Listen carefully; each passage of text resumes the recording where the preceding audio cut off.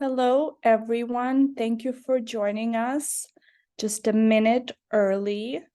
Hello to all the early birds. We're just going to take a moment, another minute to let everyone trickle in. But once again, thank you for joining us. Just before we begin, I'll mention that you will notice you are in listen-only mode.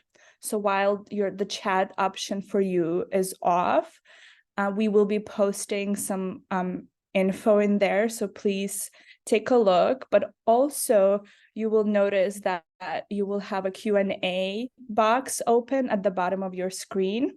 So during the webinar, at any moment, when you have a question or a comment, an observation to any of the panelists, please feel free to use that option. Your questions will be answered live. So don't miss that opportunity. Okay, we're right on time. So just please allow me just another moment. I'm eager to pass the word to Liz, our moderator and collaborator on this webinar.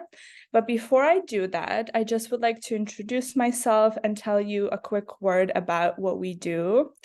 My name is Marina Tkachenko. I am the Development and Communications Manager at KBFUS. This webinar is presented both by KBFUS and Give to Asia, as you see. We facilitate thoughtful, effective giving across borders. We enable U.S. donors to support their favorite causes overseas and provide foreign nonprofits, such as maybe yourself, with cost-effective solutions to raise funds in the United States. KBFUS and Give to Asia are founding members of Myriad, the Alliance for Borderless Giving. The Alliance aims to encourage, stimulate, and facilitate cross-border philanthropy, providing streamlined services and flexible tools to both donors and nonprofit organizations. And I am now eager to continue on with the webinar. We're excited to feature some of our trusted partners and also experts in the field who will talk about fundraising during crises. So I'm glad to pass the word to my fellow moderator, Liz Ngonzi. Good morning, everyone. Good morning, everyone. Thank you, Marina, for the introduction. I'm truly grateful to KBFUS and Give to Asia for the opportunity to collaborate on this webinar series. We're thrilled to welcome our participants from around the world today, whether you're joining us live or tuning in later. A special thank you to those of you who've been part of our previous programs. Your ongoing support is truly valued. Now let's delve into our panel discussion on fundraising during crises, lessons learned, and best practices. Our esteemed panelists who have successfully fundraised during challenging times will share practical insights and strategies to help nonprofit organizations enhance their fundraising efforts in anticipation of and during crises and emergencies. I'm excited to engage with our esteemed panelists and explore their insights. Thank you, all of you, for joining us today. Please feel free to write your questions in the chat or the Q&A portion. And our team of experts, Samantha and Lindsay, will do their best to answer general questions. Then when we get to the question and answer session, our panelists respond to more specific ones. Okay, so now it's my pleasure to introduce three exceptional individuals who bring a wealth of experience and expertise to our discussion. Joining us today are Tomas Vyhnalek, head of private fundraising at People in Need, who has raised millions for emergency appeals in crisis regions like Ukraine. His extensive experience in mobilizing support during humanitarian crises will provide invaluable insights into effective fundraising strategies when it matters most. Next, we have Muzaffer Baca, Vice President of International Blue Crescent Relief and Development Foundation, who brings over 2 decades of experience in leading national and international humanitarian programs. His commitment to excellence in crisis response, both as a humanitarian and academician, promises to shed light on best practices in disaster fundraising. And next, but certainly not last, but certainly not least, is Norma Galafassi, who is Director of Inaction, Fundraising, and Communications. She is a seasoned expert with 30 years of experience in fundraising for nonprofits worldwide. Her deep knowledge of nonprofit marketing and fundraising will offer unique perspectives on building resilience in challenging times. Now let's hear from Tomas, Muzaffer, and Norma as they introduce themselves further, after which we'll then be able to get their insights from the field. So Tomas, if you'd like to go ahead and tell us a little bit about yourself, we'd love to hear from you. And welcome. Thank you for joining us from Ethiopia. Hello, everyone, and thank you for invitation to this lovely event. I'm Tomas. I work with people in need for last 25 years. Last 16 years, I'm with fundraising.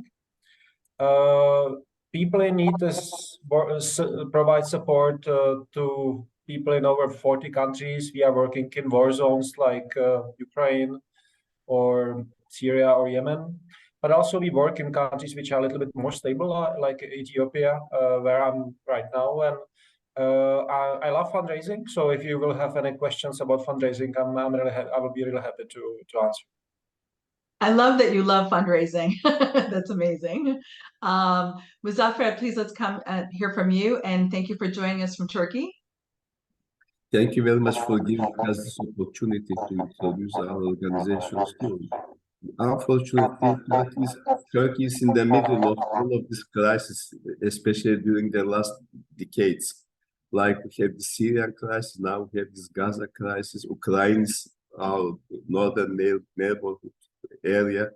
So we are extremely busy because SIBC, we need to respond to all of this crisis. That's why we need to establish a very competitive and very effective funding campaign.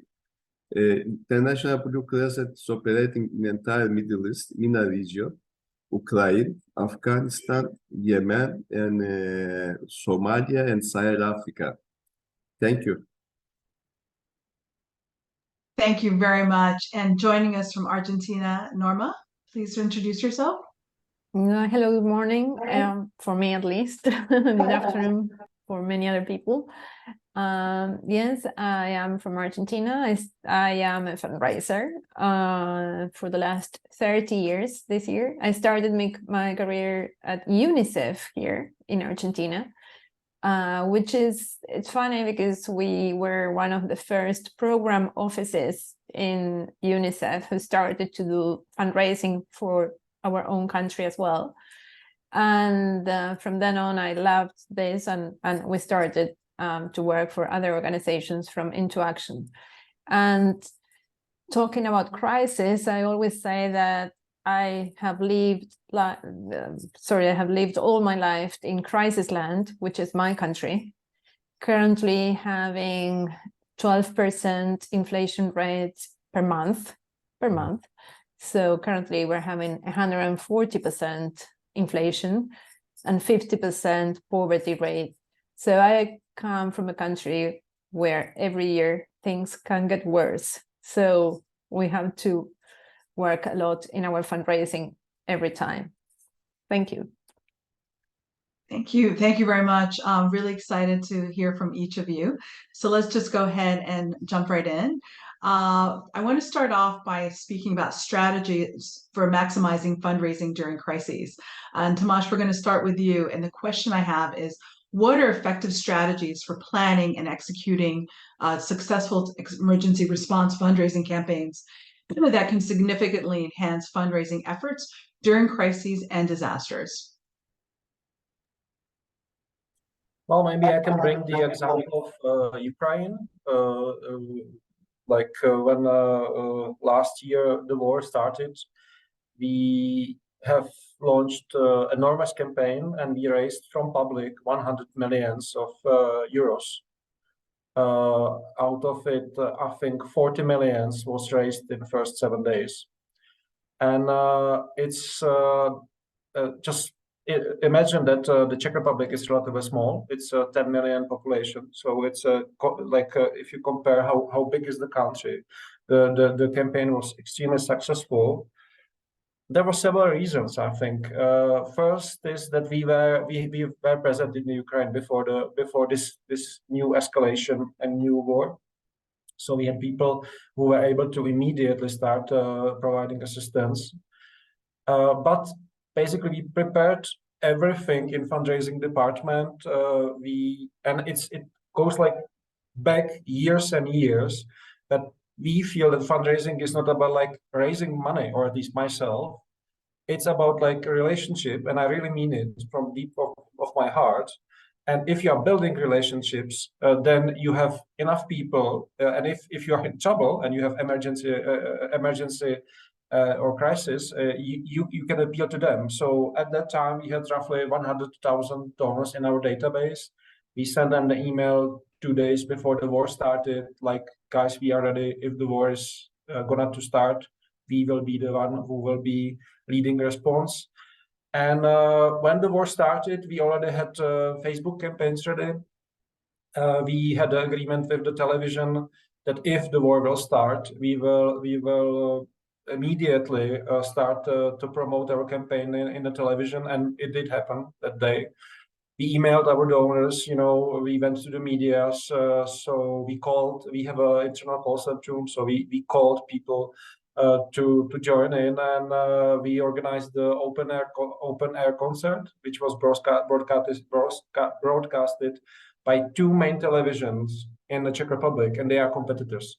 And it was the first time ever when they had such a joint initiative, So that was pretty much it. We were prepared for this, and I'm really saddened by this war. It's awful war.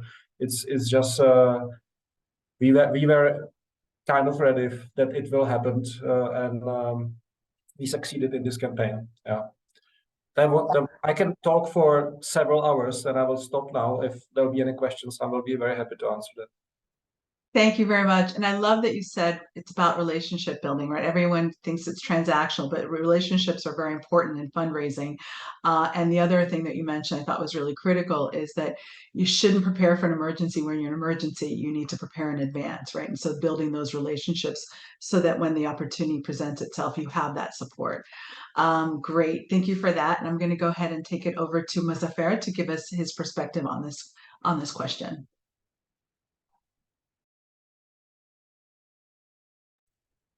Including to the relationship, having a powerful media network and also having permanent institutional donors is very much useful. I can give you the case of Turkey earthquake. Just after one day, we had a very powerful media network. So we went to CNN, BBC, all of these international televisions were covering to the IBC because IBC was in the field. That's another secret for campaigning. In order to campaign perfectly, you need to be the first in the field and also to do the assessment and to provide the real news, real situation to the donors. Otherwise, from distance, it's not possible to convince the people also about the size. In addition, also, usually the donors are in need of visuals. So always, whenever there is a disaster like in Turkey, we are lucky because we had our office in the earthquake area. Always, where there is a disaster, you need to have the visual proofs also about the disaster. Some human stories, some touching events, so that the donors to use them for increasing the campaign capacity. IBC during the earthquake in Turkey in 1 week managed to raise around $8 million. And most of them, they came from international donors because of CNN, of BBC, Relief Web, and other organizations. In addition, there are a lot of different donor web networks like Global Giving, like Together Raising. So they can send you an unconditional support in the beginning, so to keep your presence in the field. until you raise the funding. This is in general the IBC policy. Of course, people must see you in the field in order to support you, must get the real information from the field, must view the real pictures, what's going on in the field. And then, of course, it's a matter of trust to you. In order to continue the trust of the donors, we are providing in the beginning of the crisis daily reports to them, assessment reports, bigger assessment reports on weekly basis. I don't know whether we provide you also. This helps you very much to understand the context and the developments, what's going on in the field, and helps you to identify what needs are prioritized and what needs to be need to be cared later on. This is in brief what I wanted to say for the moment. That's super helpful. I think a couple of takeaways from what you just shared are, one, be the first on the ground, right? So you have to be there in order to have the credibility, right? And the other is to be the information source, right? What through, reporting as well as through some visual storytelling. And I think that's really critical and that's very helpful. I'm going to go over and ask Norma to share with us, but if maybe because you've worked with a number of different types of organizations in this context, can you speak to what smaller organizations may be able to kind of think about as well? Since we have quite a number of organizations that are smaller ones on the call. Yes, thank you. Well, I've been thinking on your question, and basically what I think is that the key strategies in crisis time are pretty much linked to the everyday strategies organizations are developing on an ongoing basis, because as Tomas said at the beginning, it's very difficult to pull something together in a crisis when you are not prepared at all. So I've seen many cases of organizations in Latin America or in other parts I worked with that, for example, there was an earthquake in Chile, or the same thing happened in Peru, where people, the audience spontaneously wants to help. And these organizations weren't ready with payment methods, didn't have the website ready, didn't have the form.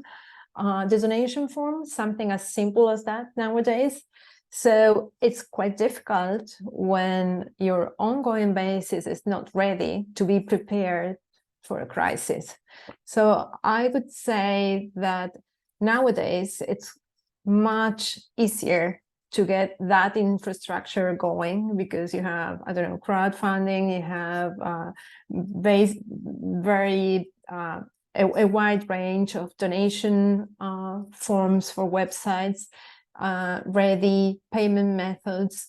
I think that if you're a small or large organization, the successful ones have been alert and you are prepared to deliver fast solutions within your own strengths. For example, if you're very good at working with corporate partners or institutional givers, well, that's your pond and that's where you swim. But best strategies have to do with being diversified. But of course, that's something you have to really think. So the ideal is to have the minimal infrastructure to channel all your donations and being able to nurture those relationships so that when you have to ask for help in crisis, you have that network going. It's not magic in crisis, but you have something on your side that in crisis, everyone knows what's going on. So your communication effort is already on TV and in the media. So you don't have to say people, oh, we need your help. People already know that the need is there. You just need to tell them how they can help you. So I would say that, if I may, in 2008, when there was this global crisis, we had this discussion in Amsterdam at the fundraising conference. And I think that organizations who were successful in crisis were the ones who didn't stop asking for money and didn't panic. Sometimes small organizations, because they know there's a crisis, panic and stop doing things. And that's the worst thing you can do as a strategy.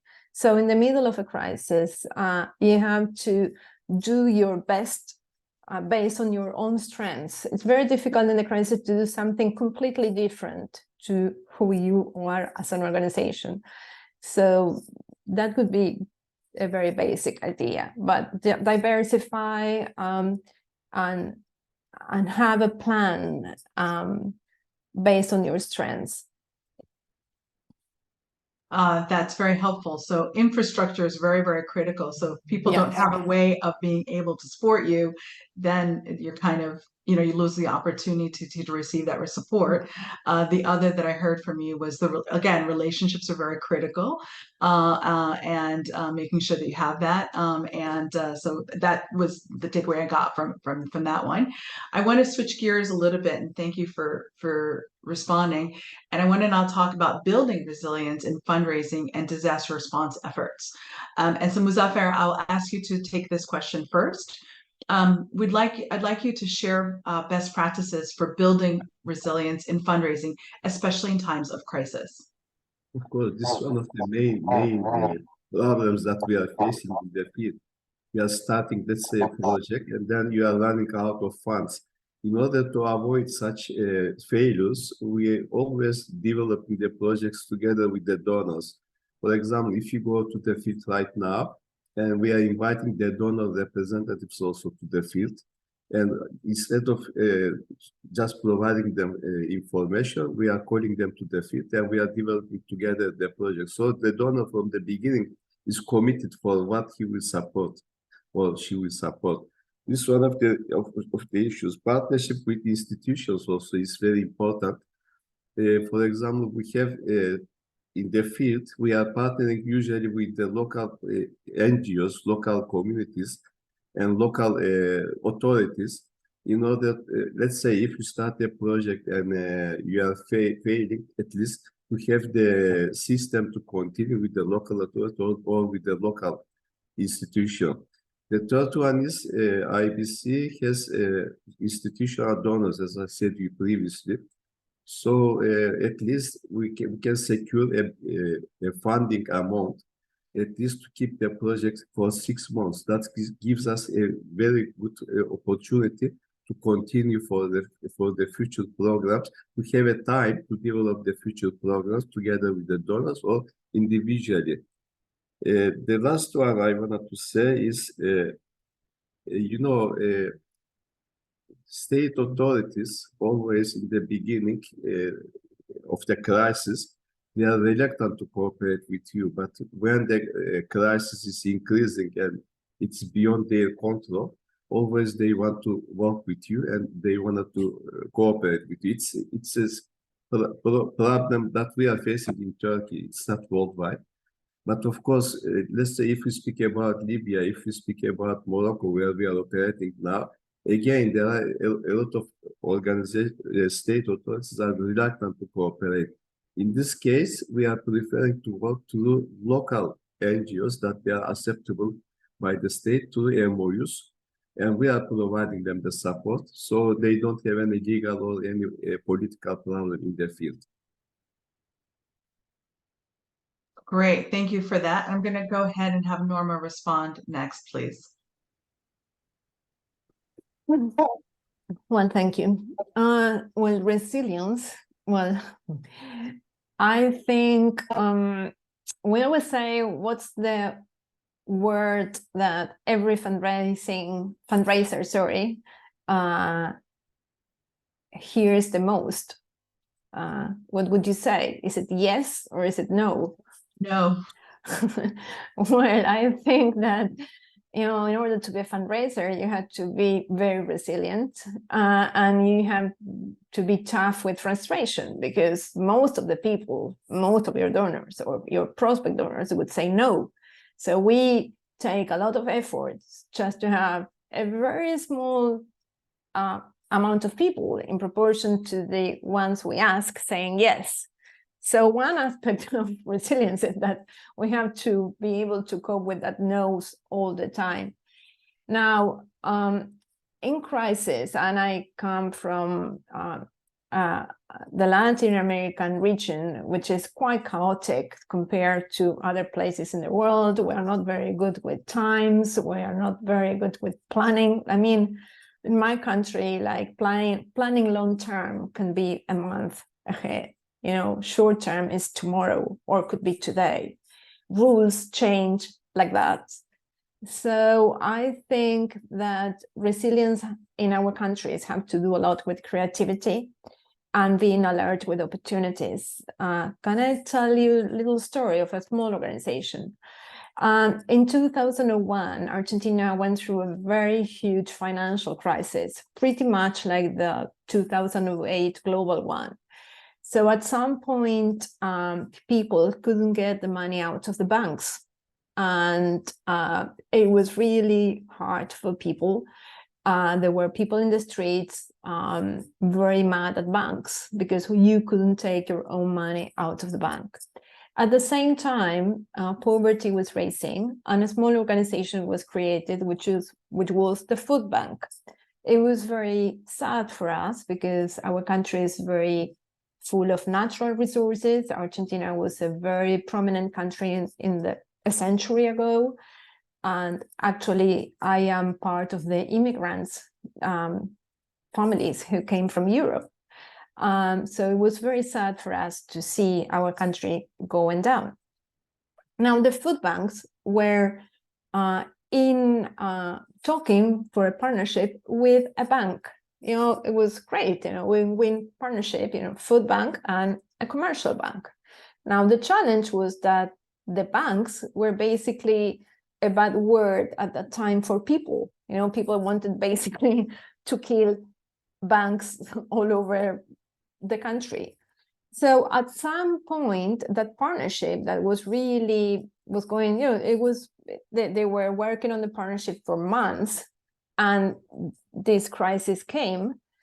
So at some point, someone came with this great idea. So the bank had the whole marketing area doing nothing because they couldn't sell anything to people because basically people couldn't take money out of the bank. So they offer their whole marketing area to start a direct marketing campaign for the food bank. The food bank had no infrastructure at all. And that's how they started their individual giving program. The bank started with their marketing people. They started their credit card agreements. They put their telemarketing center. I helped as a consultant to do the creativity part of the campaign. And because the relationship has started before, and there was a crisis, and everybody really had a goodwill of putting something nice together, they were able to have a great outcome. And it was the way that the food bank started their individual giving program, because otherwise they wouldn't have the funds to start with that. So that's, I don't know, it's a mixture of resilience and opportunities and creativity all together. I think you need a good mix of all of that, especially if you live in countries very unstable and Right. with a small organization. That's incredible. I mean, I can't even imagine having, as a small organization in that situation, having at your disposal all of those resources, right? That's a real significant opportunity. But here's the thing, being prepared for that, right? Because you can be provided all of that opportunity, but if you as an organization aren't prepared to be able to kind of execute accordingly, then, you know, it doesn't matter what resources are put to your, you know, to your use. So, and actively seeking for the opportunities. Because seeking for, yes.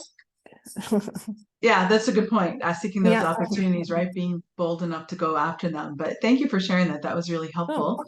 Tomas, can we hear from you, please? Well, I totally agree with Norma that we have to be creative, really.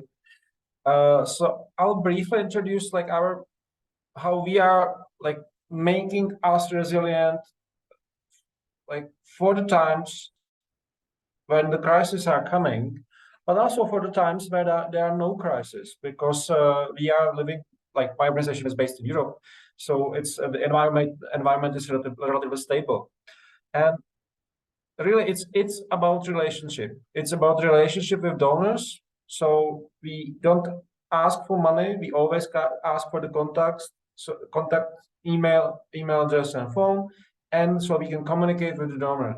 So we communicate with them, send them emails every second week, so that we engage them, and we are like building this relationship. And when this relationship is built, it's quite easy to, or it's much easier to ask for money, right? And we are like quite resilient in the sense that we concentrate much of our effort to build the base of regular donors. We have kind of club of friends of people in need, and now we have I think it's over 50,000 regular donors, and they donate monthly in average 15 euros.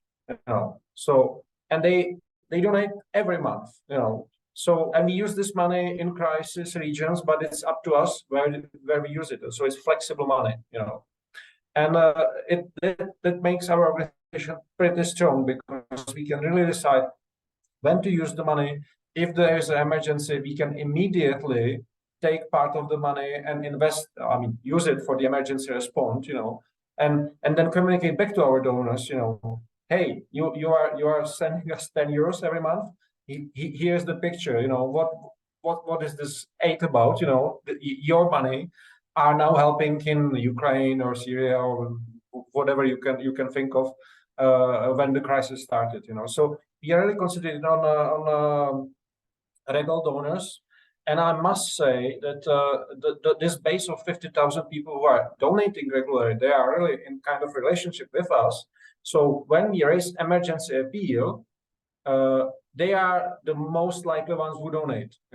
So it's not they donate every month, but on top of it, they donate for emergency appeals. So I will really encourage you to think about those regular donors like really monthly donors. So that works for us perfectly. I love that. I think that's so key that one, you mentioned the importance of engagement, right? Because you have to engage people before you can even get to a point of asking for anything, and building that relationship. And the fact that you're communicating with them, you said every other week, right? So there's a frequency around that and consistency. The second thing that I really appreciated that you said was that there's value in that small donor, right? The donor that gives you the small gift, that monthly gift, creates that base of funding that you need to be able to immediately be able to respond to something that's happening, but also they're the ones most likely to give to you. So there's value in that 15 euro donor, because everyone's always looking for the big ones, but 50,000 times 15 euros is not bad. So on a monthly basis. So monthly giving is very critical for people to think about. So thank you for sharing that. Now I'm going to turn it over to our audience for a couple of questions that have been sent to me. And folks, please go ahead and continue to submit your questions in the Q&A. Of course, Samantha and Lindsay will be responding to the general questions, but for specific ones, we're now going to go on. I'm going to read the questions that were sent to me. So this is, Tomas, is actually for you. And it's a question about your experience. It says, if you use this case to specifically support Ukraine, or if this was an opportunity to raise unrestricted funds outside of Ukraine programs. Trying to understand the question. Yeah, well, I can answer the question. Okay. Like all money are restricted to Ukraine emergency appeal. Yeah, if we raise it for Ukraine, it must go to Ukraine. But we in last year in February, before the war started, we had 100,000 people in our database. Now we have 347,000 donors. So it's thanks to this cycle that we really are looking for the contacts and to engage the donors.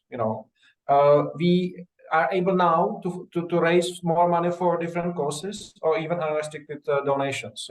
And for example, when there was this earthquake in Turkey, we were able to raise 5 or 6 million of US dollars from Czech Republic. And like 2 years ago, we would raise, let's say, 30%. But now, if we have this huge database, it really helps us to and only for restricted emergency causes, but also unrestricted. And just quick one, I'm talking about hundreds of millions, but 60 years ago, guys. So I just want to encourage you, I don't want to discourage you that we are like talking about big numbers, you know. I'm definitely, you know, I can talk also about the experience of someone who is on the one in fundraising, and now 16 years later, we have a team of 30 people raising quite a lot of money. Yeah. That's great. So there's a question that came up about where a small local NGO in Cambodia may submit a proposal for funding from outsiders. Candid is a really great source for them to be able to find information about for grant research or grant maker research. But do you have any resources or that you can recommend for such an organization to be able to submit for funding? So small NGO in Cambodia. Well, for people in need, we have an office in Cambodia, so you can ask them if they have some call for proposals. Okay. I don't know. Okay, so if they just go to People in Need Cambodia, they should be able to. So if they Google that, they should be able to find their website. Perfect. Thank you. Anybody else have anything to add to that? Okay, so I'm going to go on to the next question. Thank you, Norma. This is for you. Do you know an experienced fundraising partner in Ethiopia, Menelik Desta, has been looking over a year for support for their education program? Sorry. No, unfortunately, I don't know an experienced fundraiser in Ethiopia. Okay. I think that if this is useful, I think one of the challenges we are currently having in most countries in fundraising is finding the right people to do the job. I mean, the kind of expertise you get in the United States, in Europe, and in other developed markets for fundraising is quite different to the ones you can get in countries like the ones in Latin America and many in Asia. Well, Asia is quite a mixed market, and Africa. I think that's a challenge, and one of the things I suggest, I am one of the founders in Argentina of the Fundraisers Association, and I've been a promoter. There was at some point meetings among fundraiser associations around the world where we established a universal code of ethics. But it's very important in your country to get together with other fundraisers and start your own network, because that enhances the profession and strengthens the sector. It's a challenge to get the right people, but the way of moving forward is trying to meet all your colleagues in other organizations and make that larger, as it happens now in the US or Canada or Europe. That would be my advice. Okay, thank you. And Muzaffer, I think I'm going to direct this question to you first. Excuse me. Can you speak about how you renew and retain new disaster donors since they have such a tendency to lapse? So I couldn't get it. So let's say if you have a new disaster donor, right, they've given for a specific disaster that's happened, how is it that you're able to then retain them? Because typically they would lapse after giving for that specific, situation. How do you now convert them to maybe ongoing donors? Yeah, as I told you, as I told before, IBC has a network of donors. We know about their intention, about what kind of projects they are funding. And also because of long-term partnerships with them, we do understand each other's interest in the field. This is one of the basic issues that we need to take care of. The other issue is, in order to convince the donors to continue this, to support us on the disaster area, we need to provide them with the feedback about our success stories. They have to see what is going on in the field, and it's a matter of trust to us. If they trust, they continue with us. Especially, in the field, just a few minutes before we were speaking about the small NGOs. Regarding those small NGOs, it was IBC tactic in the beginning. After we are founded, we are applying together with INGOs, big donors, to different projects, because always the donors are asking about the capacity. Step by step, by increasing the capacity, those small NGOs also can have access to the funding opportunities. The last one I wanted to say is when you are in the field and the donor is together with you, and when you are developing together with the donor the project, at least you see for how long you will be sustainable in the field, for how long you will respond. So if the donor doesn't have the capacity to continue, we can match other funds also, because it depends on the project duration. And by matching other donors' funds to the same project, we are succeeding to implement the project until the deadline that we are deciding from the beginning. That's wonderful. I think it's so important that you mentioned stewardship, right? And being really about the reporting and being accountable to the donors. That's really, really critical. Like I say, I think we get excited, we get the funds, and we're moving on, but you always have to be able to account for how the funds were used and provide those real impact reports. So thank you for sharing that. Tomas, I'm going to ask this question to you. This is from Olga, who says a question about recruiting monthly donors. Where do you find these donors and how do you engage them?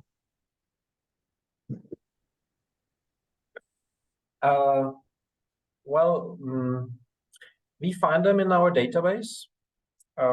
We have an wonderful lady. She's data analytic, and basically she's looking for those donors in our database. And she's screening how often they read our emails, what topics do they like, how often do they send the money for emergency appeals, how big amounts, and based on this, I don't understand. It's kind of alchemy for me. She decides which donors we engage. We have an internal call center, and it's pretty easy, for you. You can try it yourself, to call the donors, we call them hot donors, basically, that they are most likely to be regular donors. Yeah. And we call them, and we have in some campaigns it's 20% success, or sometimes we have even 35% success. It means that they say yeah and they start to donate. Yeah. So it used to be the biggest source for regular donors for us, and it's everything is linked. You have to get the contacts for the donors, try to get the phone numbers, get them into the database, see how they behave, find some pattern, and based on your experience, you will gain some experience. You will see that this part of donors who behave this way, they are most likely to become regular donors, and then you can contact them either by phone or send them the email. But for example, when we send the email, the success ratio is sometimes 0.5%. It's less than 1%. Compared to call center, when we calling people, we are about 25-30%. So, and this is one source, and the second source is Facebook. We are very much active on Facebook, and we are running very successful Facebook campaigns. Even lately, we had some troubles that the Facebook is changing their algorithms, and we have to learn again how they deal with the contacts. And we had some difficult months, but now we are on the track again. And it works very well. The Facebook is now our primary source of regular donors. And so you're doing targeted ads on Facebook? Yes. Okay, yeah, because that's the only way. There's really no more organic engagement anymore, unfortunately, on Facebook or most of these platforms. We have also organic, but we have to pay for it, even in organic. But most of the time we do the targeted advertisement dark post campaign. Great. So anyone else want to respond to this? The questions are just like, people are really asking a lot of questions. I think I'm going to continue with the audience questions for a while, and I'll just add one later. But Liz, go ahead, if, Norma. Yeah, if may add, I think the question was quite important, but basically is how to start an individual giving program. And I think, so Tomas said, we look at the donors in our database. So when you don't have the database, that's the challenge. And that's how you can build it now through social networks with those ads, or organic at the beginning, if you can. But then there are many tools at the moment. For example, most organizations start to have their databases by asking people, for example, if you will to defend my cause, like, save the whales, or, not asking for donations directly, but saying, okay, I support this cause, or I'm interested on this, right, sign up here. And then it's the click to call or click to donate buttons, like you put an ad on Facebook promoting this, and you get that of people with email, name, and phone number. And that's how you build your first database, which is more like cyber activism at the beginning. And then from then on, organizations try to convert those data into prospective donors. So individual giving programs are really long-term programs. They need planning, they need perseverance. You won't be able to have an individual program in 2 or 3 months. It's something you have to plan and be sure that you are willing to invest for a couple of years to see whether it works, because smaller organizations tend to think, oh, it's very easy, you have to do this database and you have to make the calls, Tomas said. But then they try that for 6 months. They don't get all that money and say, oh, it doesn't work. Well, you need to understand that this kind of technique takes a lot of time to build on. To get to Tomas' database, it must have took them several years and a lot of effort and money. 16. Okay, that's the part that you had to take into account. Like when I left UNICEF, we had 50,000 donors like 25 years ago, but it took 5 years to get to 50,000. And now UNICEF has 300,000 here in Argentina, for example. But it's like a little by little increase strategy, but it's a very stable strategy after all. So it's worth taking the effort of planning and starting that strategy, because it's quite sustainable, but it takes a lot of time. Sorry.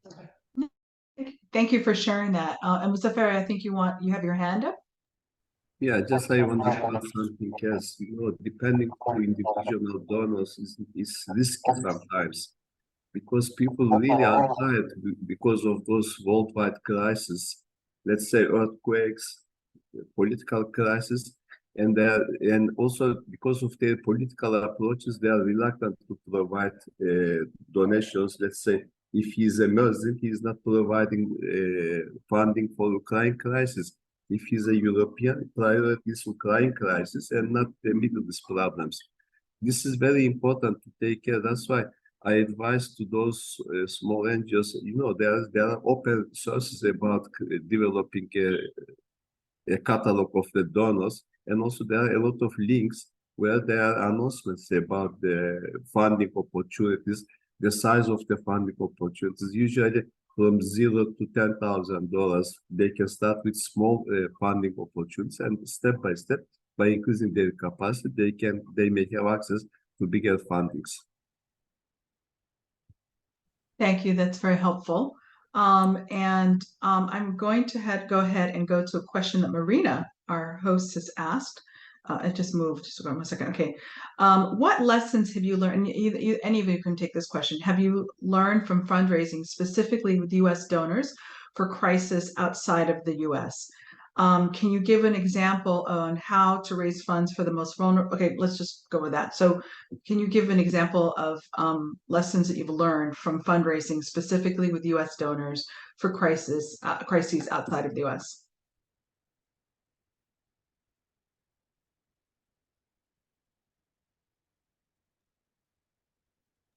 Well, we are not very successful in US. Obviously, we have wonderful cooperation with King Baudouin Foundation, for example, and then we have a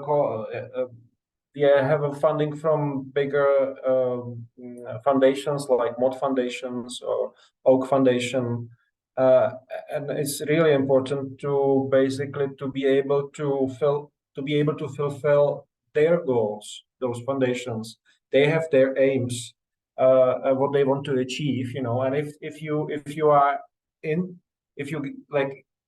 you are inside their strategy, it's you have some chances, but it's really difficult for us. We don't have office in US. Maybe Muzaffer will have more on this. We haven't been able to have a CNN teams covering our work, so maybe Muzaffer can help out a bit.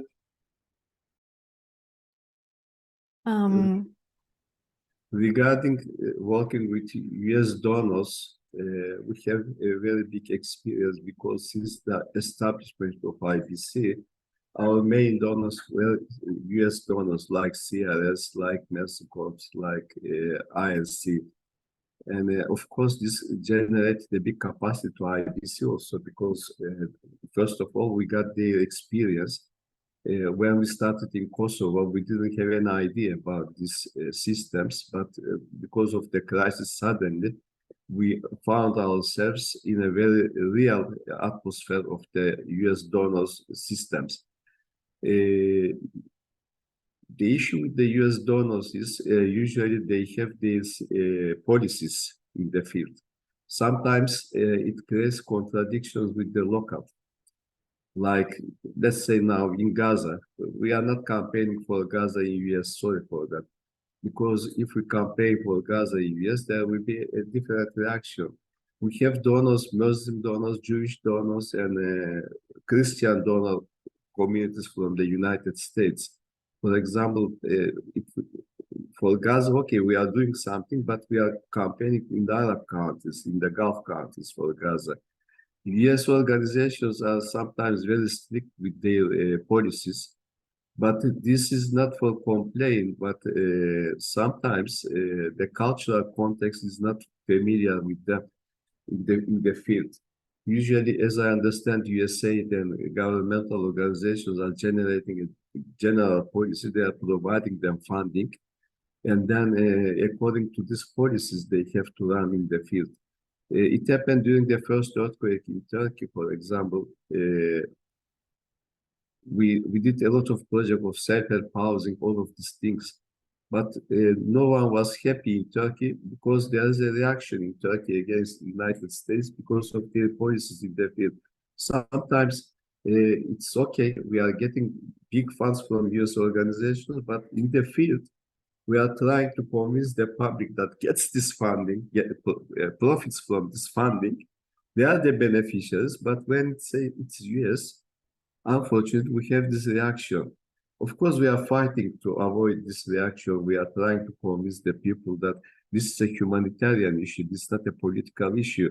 Unfortunately, because of the state policies, we are facing this dilemma in the field.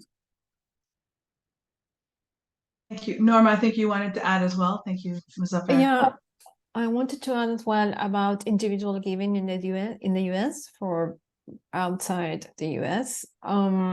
I have two experiences. One is I worked for an organization that raised funds for Haiti. It's an organization based in Haiti and has a board in the US, and it was quite successful. But at the same time, this organization was funded by services within Haiti and donations in the US. Now, when we measured how much people in Haiti were paying for the services and how much donors were given in the US was almost the same. So there they have the opportunity to ask US donors, who can be very generous, to say, okay, you are giving exactly the same amount of money that one person in Haiti, which it's an economy like 15 times smaller than yours, you are giving exactly the same. So that was an opportunity to upgrade their donations and enlarge their base. Now, the other thing that happens when you want to collect funds from the US, when you're not a US-based organization, is that donors in the US are very used to having their taxes. Donations in the US and taxes have a lot in common. So one solution is that, for example, in Argentina, a person created an organization in the US called Help Argentina, who is a US-based 501c. I think that's the exact 501c3. Okay, you know that the numbers better. So that enables donors in the US to do all the tax part of the donation, and this organization channels all the donations for a pool of NGOs in Argentina. So they offer the service for different NGOs, small NGOs who would love to collect, and also who may have databases of perhaps other Argentinians or other Latin American people living in the US, because there's a lot of diaspora that's very interesting in the US, to channel their local giving, and then it can go to the NGOs.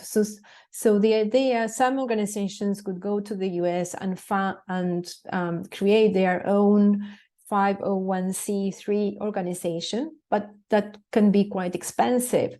So again, if you're a small organization, you can pull together 3 or 4 and think on that strategy if you want to address the US individual giving market, and perhaps also the institutional market as well. Right. Muzaffer, I'm going to come to you, but I just wanted to piggyback off of what Norma said. That's the function an organization like KBFUS or Give to Asia plays as an intermediary, so they can help to provide that fiscal sponsorship for organizations such as Tomas that mentioned, to be able to engage US donors, give them the tax benefit and the kind of comfort they need to be able to give to an organization outside of the US. So that is one of their functions. Muzaffer, please go ahead. Yes, I was going to mention the same. So thanks to King Baudouin Foundation US and also Global Giving, also in order to campaign, we are providing our projects to Global Giving, and they are campaigning for individual donors base. Thank you for adding that. So wow, you have them so excited. There's so many questions coming through. It's quite exciting to see. So the shift is, we're going to shift a little bit to on this one. So this question is, can you give an example on how to raise funds for the most vulnerable people affected by crises, but beyond basic services? So for example, those with chronic disease or disability who may need more long-term support. Norma, you nodding your head. You want to take that one? Oh, yeah. Well, that's an everyday question, because NGOs always say our cause is the most difficult one. If you don't have children, or if you are not an emergency organization, it looks like you can't raise funds. Now, well, I know, Liz, you must have dealt with this kind of thing too. Of course, let's agree on this. On an emergency situation, it's never easy, but it's less difficult because, again, the emergency is in the news, so you don't have to advocate, or you have less communication effort. Let's say what you have to promote is what's your solution, and basically what's your donation channel, to be honest. several years ago, when I was living in the US with the tsunami, in the UK, the tsunami happened in Asia, and I got a very good mailing pack from Save the Children. It was a red pack saying, okay, you've seen the terrible images on the TV, here's how you can help. And the pack only had a letter and the donation coupon.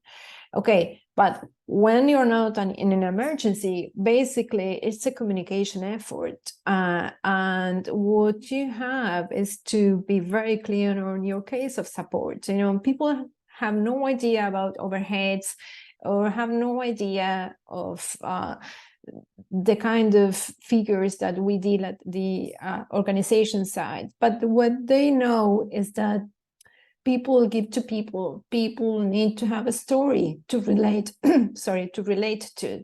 So if you can say, this is the story of whoever that came from this situation, this problem, and God is getting to this solution, it takes time. And because it takes time, so we need your long-term support.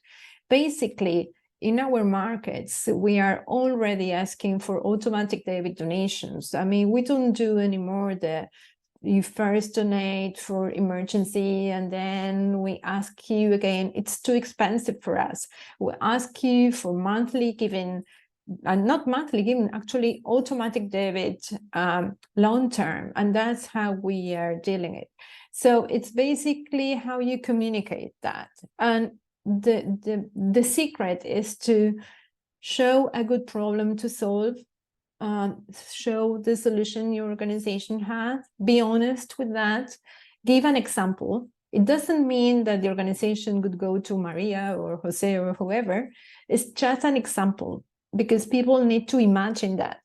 So when you show that, people understand. Of course, many people will say no. That's our starting point.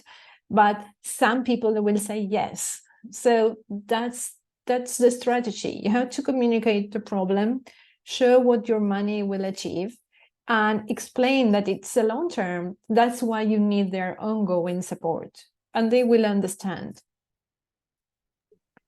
Be a great storyteller. I'm with you on that.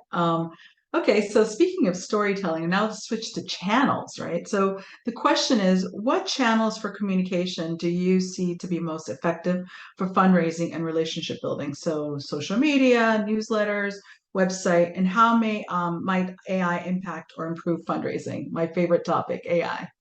Who wants to take that? I can again if you want. Well, again, it depends who you're talking to.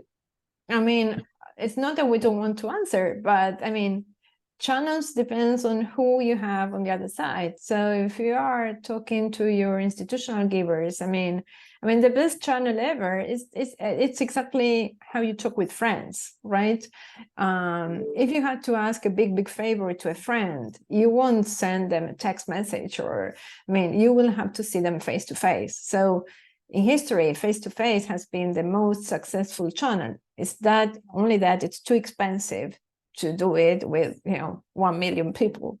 So your best donors, it's always a face-to-face, a telephone call.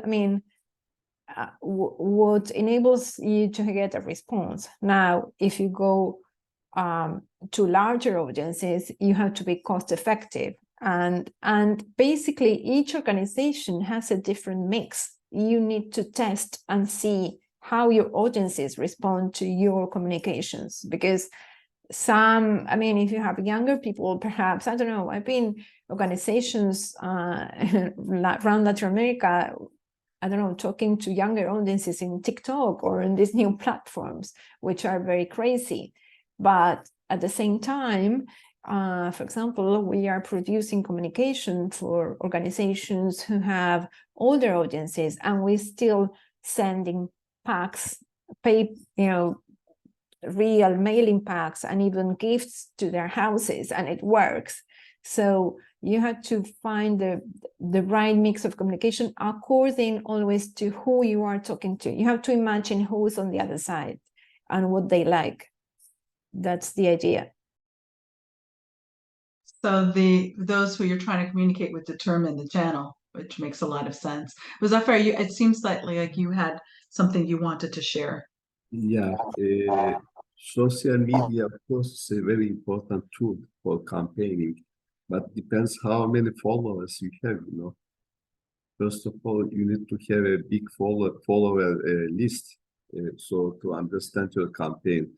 The issue is, SIBC, we are generalizing the campaign, media campaign, not using just social media, but using also the international and local television networks, radio networks, doing interviews in the field with the people, and also mediating for the international news networks to come to the field and to monitor and report from the field together with us about the real situation. Sometimes in Afghanistan, for example, or in Syria, really we are helping them to come inside Syria to see about the projects, and then it becomes a very good success story. In addition, we need to provide continuous information. Just today, we launched some information, we reported something. Next day, the people forget it, you know. You need to keep them always alerted because the crisis continues. As I told you just a few minutes before, people are tired with a lot of disasters all over the world. So you need to keep them alerted.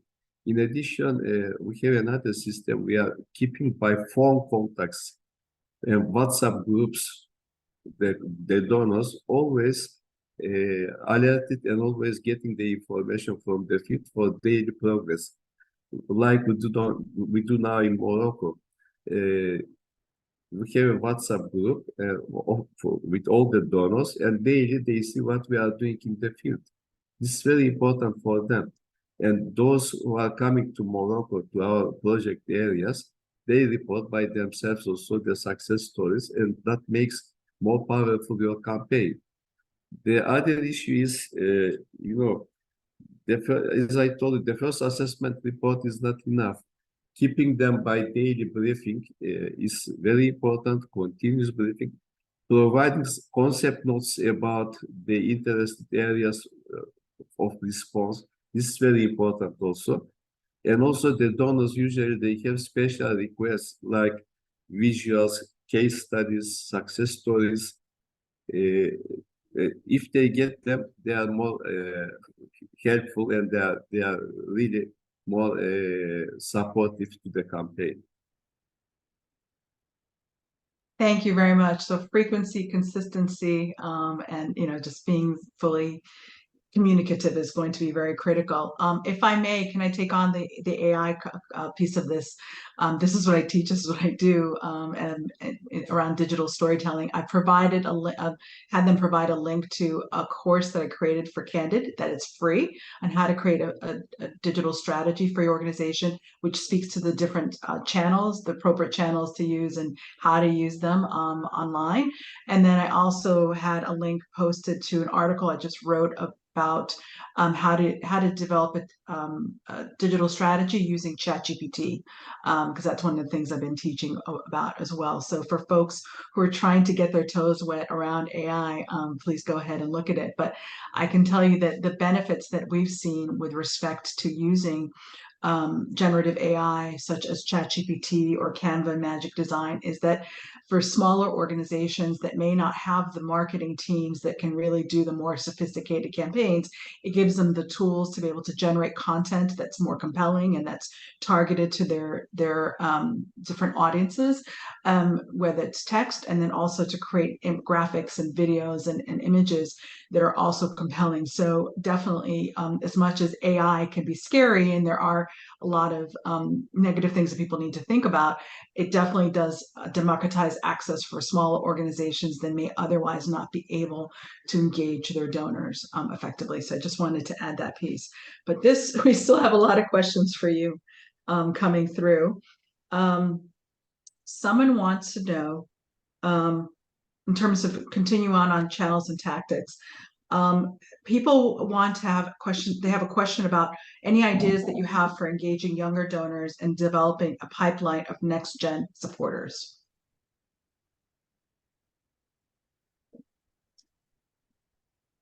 Who would like to take that?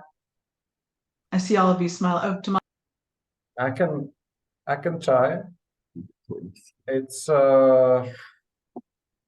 like through our research, we know that the young generation is not giving much. Let's be clear about this. So it's really investment into like in a future which will be in like 5-10 years. I would say 10 years if you're talking, for example, about TikTok. So it's a long-term investment, and we do it through medias. Yeah, mainly. Like we trying to be in television, newspapers, and basically build the brand and build and be even on the channels which are used by the young teenagers, like it's not Facebook anymore. It's those different ones. I'm not there. So our communication team tries our best, but it's really long-term investment, and you have to invest. So you have to make this calculation if it really does pay off. We concentrate, for example, our effort when we work with Facebook and pay the advertisement on Facebook. We target people 35 plus, so people older than 35. And it's based on our experience that it really didn't make any, from my economic point of view, didn't make sense to target the audience which is 20 years old. Thank you. Muzaffer, it looks like you want to add something. You're muted. Please unmute yourself. Sorry. Thank you. Especially, that you got the voice now? Yeah. In order to involve the young generation to the campaigns, to contribute to the campaigns, we have a very tricky tactic. We are using famous sportsmen, famous phenomenons in the social media. So they are leading the campaigns related with the young people, because this social media issue has changed all the rules and regulations in the community, and it helps us very much. For example, we are organizing jogging tours on Bosphorus, for example. They are coming, and of course, it becomes a fashion for them to work with IBC. Of course, again, the young generation is not very much helpful. It's right, but if you put some leaders of them to the process, and if they accept that this campaign is for, I would say, if they undertake the responsibility of the campaign, they are more successful than the old ones.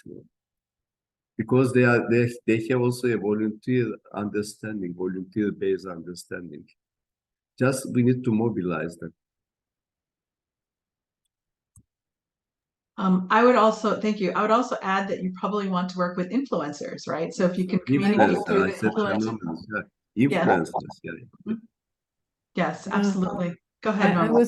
I was going to add that we have really successful stories of influencers really pulling campaigns even by themselves without NGOs. That's another issue.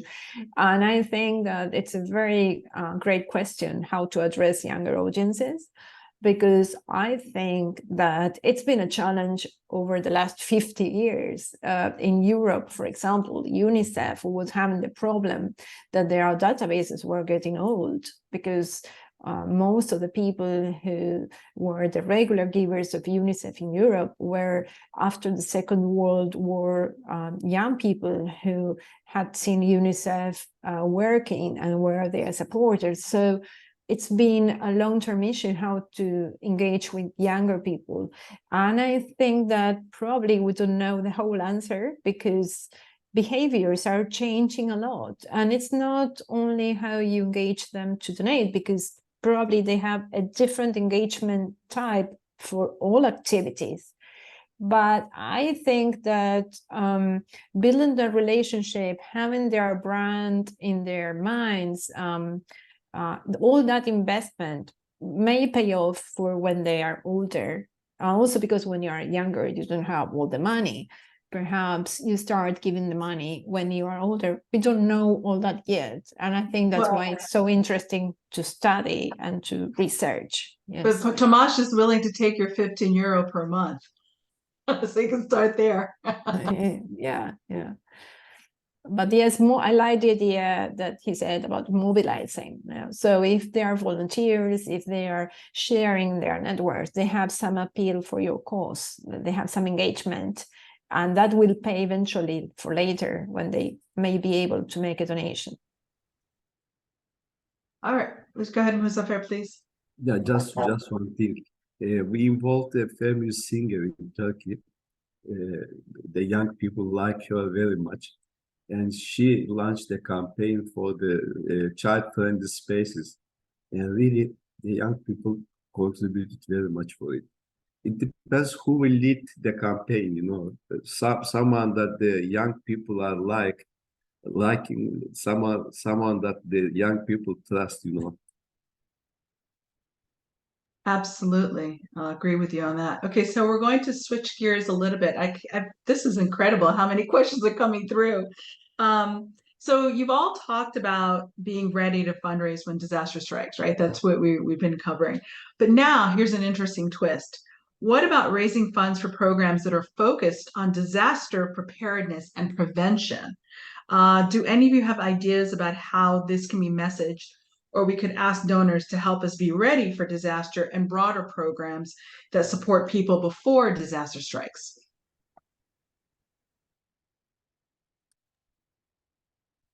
Especially, may I speak? especially on poverty issues. Let's say now we have this Gaza crisis. If we're supporting the people in Gaza for capacity building, to take care about their education, all of these things, the situation was going to be very different.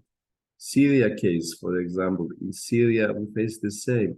We need before the disaster, especially man-made disaster, I mean the political crisis, all of these things, we need to diminish, we need to eliminate the poverty problem in the world, you know. Especially in countries in my region, this is one of the main issues, the main reason of such conflicts in this area. There is no balance between the people. There are rich people, there are Western support people, there are Iranian provoked people, all of these things. It comes because of the economic potential of those people. They don't have a future. So we need to do something to develop their futures, to create, to organize their future in order to avoid to have such crisis in this region. The same happens in poor countries like Yemen, like Bangladesh, like Sahel Africa. People don't have food to eat, you know. This is something, you know, unacceptable. So we need to take care about their basic needs first of all, and to create a capacity for them to survive first of all. And then you will see that step by step, people, there's no people to like to fight each other, you know. The issue is to share. If there's an imbalance of sharing the benefits, sharing the resources of the world, it happens everywhere. So as NGOs, IBC and other NGOs, we need to take care about to eliminate this imbalance and to take care about poverty issues, to develop the capacity of those people. So otherwise we cannot integrate them to the modern world, to the democratic world, and all of this crisis will continue.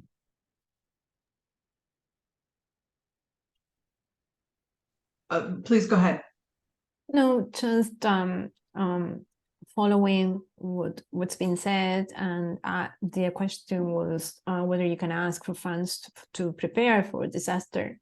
I think that we have to overcome the prejudice that we have inside the organizations, that people won't give for this or that. I think that the donor world, I mean, the world, people have evolved. One thing great about younger generations is that they have a better understanding of many issues, they are more open. And I think, again, that you can communicate what's the need of your organization clearly, and people, I mean, you have to be confident that people will understand.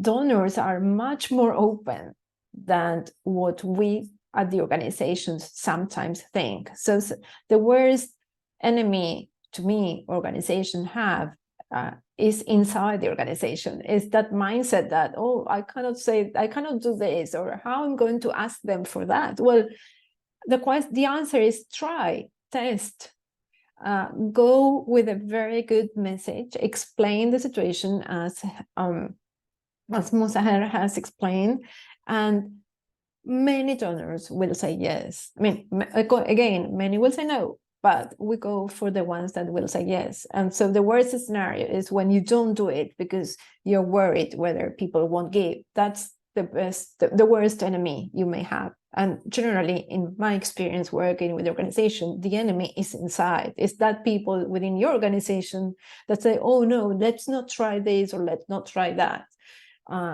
That's not the way forward.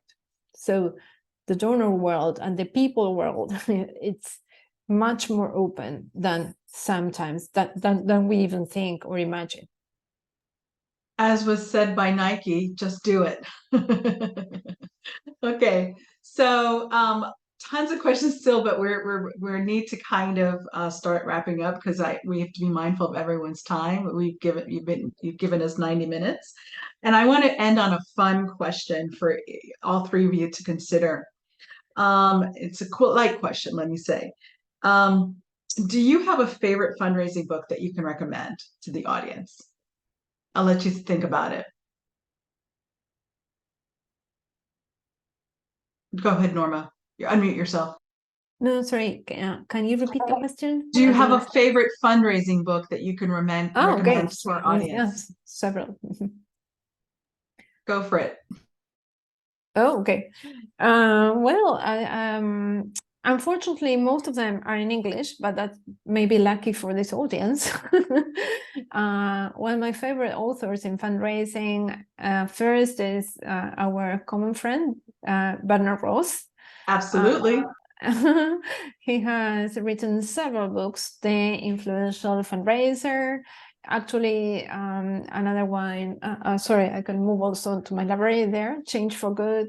There's one where I also was part of the team writing called Global Giving. It's now it's more than 10 years of that or more of that book, where we were showing a global landscape of giving around the world. So Bernard is very good for change processes in organizations, what it takes to make a good ask, be a good fundraiser. Then another great author is Ken Burnett. He has one of the founders on relationship fundraising. So he has several books on that. Some of them have many years, but the key principles in fundraising, whether you're doing them digital or whatever strategy, are mostly are the same. And then there are several authors in the US, like Mal Warwick, who has been an expert in direct mail and direct marketing, has several books. Harvey McKinnon, Capital Campaigns, and so I don't know. I have and George Smith, which is a UK author who had done several books on creativity, and they are really good. And there's a very long list, but if you start browsing all of them, you will come with more. Awesome. Thank you very much. And Tomas, do you want to go? And then Muzaffer will hear from you to round us out. Well, Norma, please share this list of books. I'm really keen to read some of them. We haven't touched a bit too much about the topic which I really love. It's major donors. Yes. And one book which I really liked about the major donors fundraising is Asking. It's the name of the book is Asking, and I think it's like 59 minutes of everything for everybody, so if it's like, I don't know, 90 pages, and I think everything is there, about the major donors. Awesome, thank you. Okay, and then Muzaffer? Yeah, I don't have a lot of things to add, Okay. but as I told you, for the donors, especially, our basic approach is to keep the donors always alerted, and also the donors request to be priority in order to develop together the programs. Always we are together in the field. That's our slogan. I love that. Thank you very much. And with that, I would like to give a heartfelt thank you to each and every one of you for really actively participating in today's illuminating panel discussion. We've explored a multitude of perspectives and gained invaluable insights from our esteemed panelists, Tomas Vyhnalek, Muzaffer Baca, and Norma Galafassi. Your time, engagement, and dedication to driving positive change through effective fundraising during crises are truly appreciated. As we conclude this session, I would like to share a valuable resource with all of you. We've curated a comprehensive resource document in collaboration with our speakers and partners. This document, which contains a wealth of resources pertinent to fundraising during crises and broader fundraising practices, will be provided in the chat for your easy access. Let's harness the momentum we've built here to continue making a lasting impact within our communities. Your passion and commitment to the causes you represent are the driving force behind transformative change. I will now hand the virtual stage back to Marina to close us out, and thank you very, very much. Thank you very much. Thank you, Liz, and thank you to our panelists. And also all of the attendees. I really hope you found the discussion helpful, but also really just inspiring in your fundraising journey. Please be sure, of course, to look out for follow-up communications. I will share the recording and also the additional resources Liz has mentioned, the sheet that was compiled by our panelists. And also you will find other ways to get in touch, to keep up with us, with KBFUS, but also with our panelists, our past webinars and future. And just to close us off, I would like to take a second to remind you about to invite you to register for our upcoming webinar. If you are currently already fundraising, perhaps with your diaspora, especially in the United States, but all over the world, or if you're thinking about it, or if you have not thought about it, but you are now maybe are inspired to think about, oh, maybe I should raise with my diaspora communities. Please join us for our next webinar, which will be on Tuesday, November 14th, at the same time, which will feature once again, some of our trusted partners, but also experts in the topic. You will receive the registration link with the follow-up email, but it's also on our website. So we invite you to continue this fundraising journey with us. And again, thank you very much, everyone, for your time. Don't hesitate to get in touch, and have a great rest of your day. Thank you. Bye-bye.